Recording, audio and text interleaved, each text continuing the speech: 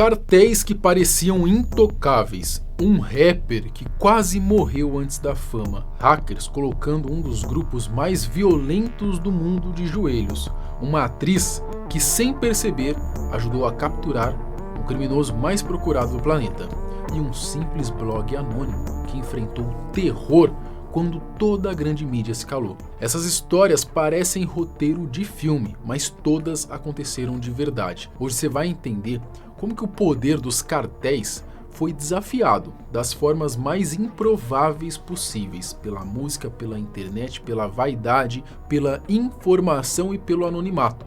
Casos em que o medo mudou de lado e quem mandava no jogo acabou cometendo erros fatais. Nesse vídeo a gente vai conhecer então os casos em que cartéis mexeram com influenciadores errados. Eu sou Marcelo Milos, depois da vinheta eu te conto.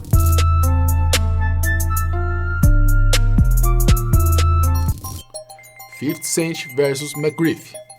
Tá, eu sei que o primeiro caso não é um cartel em si, mas se trata também de crime organizado, traficante, tá no balaio aqui, tá? Então esse primeiro caso que a gente vai contar envolve o Curtis Jackson, conhecido aí como 50 Cent, antes dele virar um rapper famoso mundialmente. Isso aconteceu em 2000 e apesar de ainda não ser uma celebridade, ele já dava os seus primeiros passos na música. Um ano antes, o single promocional How to Rob já tinha sido lançado. Sabemos que o cantor ele não teve uma infância fácil e naquela época 50 centavos começava a chamar a atenção no rap, mas as suas letras que retratavam a realidade do crime local começaram a irritar a bandidagem da região. O bairro onde ele cresceu era dominado por Kenneth Supreme McGriff, um traficante poderoso que mandava em tudo e não aceitava que ninguém ficasse expondo as suas operações. Foi então que ele decidiu mandar um recadinho ao então conhecido Curtis. O aviso veio em maio de 2000 no Queens, em Nova York. Foi quando o Curtis ele foi atingido então por 9 tiros a queima-roupa, do lado de fora da casa da sua avó. Por milagre ele sobreviveu e essa história virou uma das mais famosas do mundo do rap. A guy got out the passenger seat of that car, came around behind it and shot through the actual car. What does it feel like to be shot? Is it a physical feeling? Yeah, it doesn't hurt as much as people imagine it hurts because of your adrenaline and how the shock of what's actually going on. It hurts after. Did you feel the first one or the ninth one? I don't even know. I didn't know my legs were broke. Really? When I tried to get out the car at the hospital, both of my legs were broke. Like I broke in 3 places on this side and then. Where were you shot?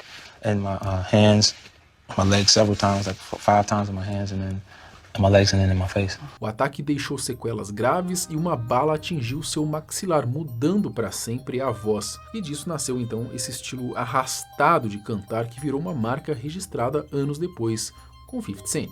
Mesmo assim, $0,5 ele se recusou a entregar nomes à polícia e preferiu transformar o trauma em inspiração. Depois de 5 meses de recuperação, Curtis reaprendeu a andar e voltou ainda mais focado a ponto de suas mixtapes chamarem a atenção de Eminem, o que resultou em um grande contrato. E dali em diante, o resto é história.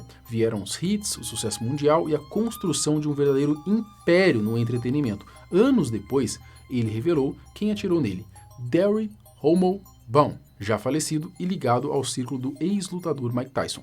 Já McGriff, o mandante, ele acabou sendo condenado à prisão perpétua por diversos crimes. Anonymous versus Losetas. Acredite se quiser, mais um grupo conseguiu fazer um cartel implorar por misericórdia. Isso aconteceu em outubro de 2011 em Veracruz, no México. Uma pessoa mascarada apareceu no YouTube falando por um modulador de voz: Losetas, vocês cometeram um erro grave. Nós somos o Anonymous. Nós não perdoamos, nós não esquecemos. Os hackers simplesmente haviam acabado de declarar guerra a um dos cartéis mais violentos do México na época, os Losetas. Os Losetas eles estavam aterrorizando o México, atacavam jornalistas e blogueiros, fazendo pessoas desaparecerem, em muitos casos matando sem piedade. Mas, após a ameaça dos Anônimos, o cartel decidiu sequestrar um de seus membros em Veracruz. A resposta veio com a Operação Paper Storm. quando os anônimos publicaram outro vídeo, agora ameaçando expor aliados do cartel da polícia local e também na mídia, tá? Caso o integrante sequestrado ele não fosse devolvido. O Anonymous já tinha hackeado bancos de dados governamentais, servidores corporativos e até agências de inteligência pelo mundo, ou seja, tinha material suficiente para ferrar o cartel.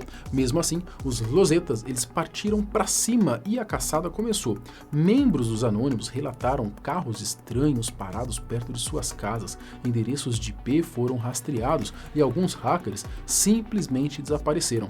Os Zetas ainda ameaçaram, para cada nome divulgado, 10 pessoas inocentes em Veracruz seriam mortas. Com isso, o grupo de hacktivismo deu uma balançada, bateu aquele medinho. Eles passaram a discutir em salas de bate-papo criptografadas qual seria o próximo passo. Alguns defendiam o vazamento dos dados, mas outros não achavam uma boa ideia. Ainda assim, a opinião pública ficou ao lado deles e o grupo recebeu apoio em manifestações.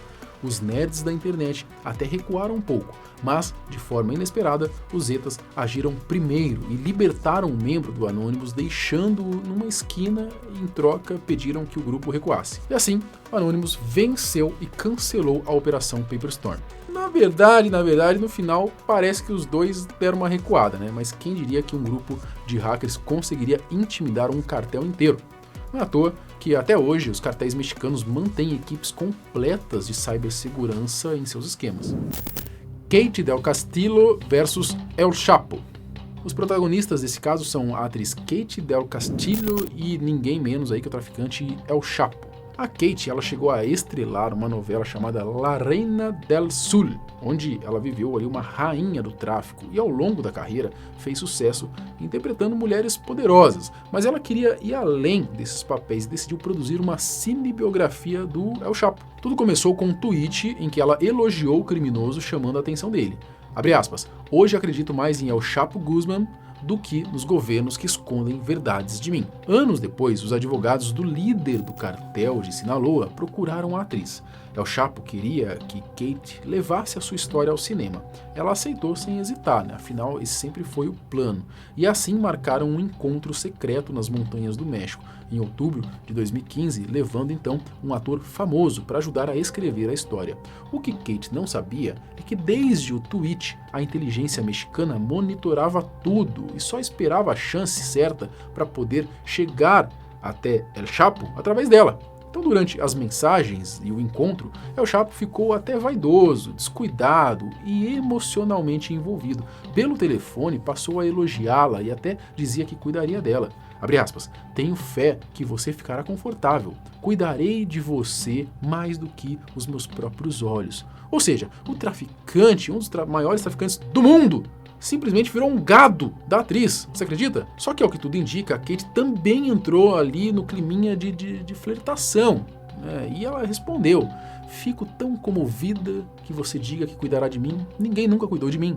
Chapo ainda passou informações e revelou planos de viagem, e aí já viu, essas mensagens foram decisivas para que o governo chegasse até ele, que acabou preso em 2016. Depois da prisão, a Katy virou alvo, recebeu ameaças de morte, foi investigada por ligação com o crime e, como consequência, teve a carreira abalada naquele período. Mais tarde, em 2018, ela decidiu processar o governo, dizendo que foi usada como isca sem saber. E hoje, ela tá bem, lançou até documentário na Netflix em 2017 sobre o El Chapo. Quem se deu mal mesmo foi o narcotraficante, que no fim pegou prisão perpétua muito graças à sua obsessão pela atriz. A pergunta que não quer calar é, conseguiu o chibiu ou não? Não sei, Fica aí a dúvida. Blog Del Narco versus todos os cartéis. Os cartéis sempre se acharam donos do poder e do mundo, mas em 2010 um simples blog mostrou que não era bem assim. O blog Del Narco era um site anônimo criado em 2010 no México, focado exclusivamente em divulgar informações sobre a guerra do tráfico. Naquele período, a grande mídia estava acuada pelo medo ali dos cartéis, principalmente porque jornalistas já tinham sido mortos. Por isso, os principais veículos quase não noticiavam as atrocidades cometidas e praticamente tinham parado ali, enfim, estavam com medo mesmo, a mídia estava com medo. Os cartéis calaram os jornais, mas isso acabou dando vida ao blog Del Narco, que publicava relatos diretos em tempo real sobre execuções, tiroteios, movimentações dos cartéis e alertas de perigo para a população. Apenas fatos que eles queriam esconder. Não demorou muito, é claro, para o site crescer. As pessoas passaram a saber quais áreas evitar e quando a violência estava prestes a acontecer. Isso, é claro, irritou os cartéis, afinal, informação é poder e logo surgiram ameaças de morte contra o dono do blog. Mas isso passou longe de afetar o Del Narco. Os responsáveis continuaram publicando tudo, inclusive as próprias ameaças que recebiam, já que sempre atuaram de forma totalmente anônima, usando criptografia, servidores ocultos e internet pública. Mas em 2011 os cartéis intensificaram a perseguição, tanto que uma jornalista que moderava um fórum parecido foi assassinada, num recado claro para qualquer um que ousasse expor os cartéis, aí ficasse esperto que poderia acontecer o mesmo. Mesmo assim, o blog Del Narco ele seguiu ativo e com o tempo ficou grande demais para ser silenciado. O site ganhou a atenção da mídia internacional e as suas informações passaram a ser usadas até pelas autoridades.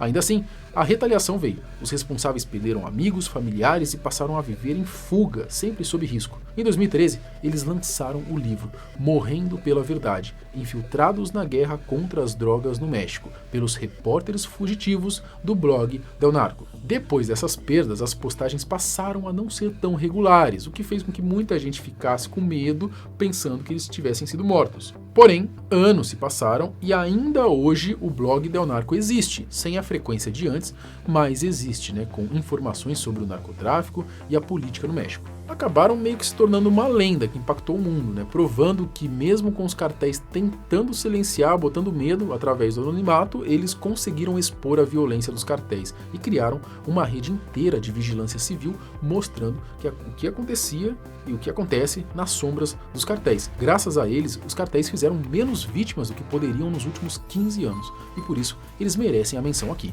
Mas e aí, você lembra de outro caso em que cartéis, traficantes, bandidos, criminosos no geral, mexeram com pessoas influentes erradas? Comenta aqui, eu quero saber a sua opinião, a gente traz uma parte 2 desse vídeo, beleza? Até o próximo vídeo, tchau!